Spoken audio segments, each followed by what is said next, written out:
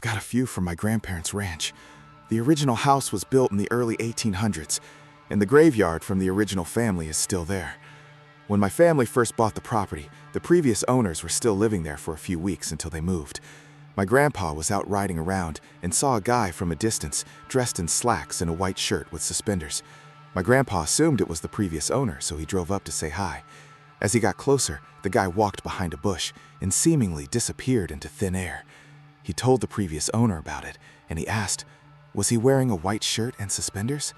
Apparently, they've seen him a lot wandering around in the evening, almost always where my grandpa saw him too. A few months later, when I first visited, me and my cousin were playing PS2 in the living room around midnight. There's a huge sliding glass door facing the backyard and barn. I noticed two people walking around outside with what looks like rifles and Civil War caps. It looked like they were marching almost. Eventually, they kept going into the darkness while me and my cousin were shitting ourselves in silence.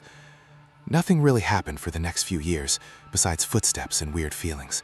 I would hear super loud footsteps at night and assume it's someone walking into the kitchen. I got creeped out, so if someone else was awake, I would take that opportunity to go get food. When I realized no one else was awake, I ran back into my room. Fast forward to when I lived there during college. I had my own little cabin down the road, and it was really creepy but cool. One night I had a friend over, and we were up pretty late. We heard some footsteps on the gravel outside, and then louder footsteps on the front porch. Then I saw a silhouette of someone through the window walking around. I jumped up to go make sure it wasn't some meth head, but when I walked out front, there was nobody there. And it's an open area, so there would be no place for anyone to run or hide. Safe to say, we didn't get any sleep that night. That's about all the super creepy stories I have, but plenty of your typical paranormal things have happened over the years.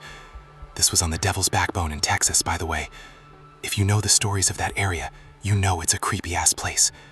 TLDR, my family's ranch is either haunted or Civil War larbers keep messing with us.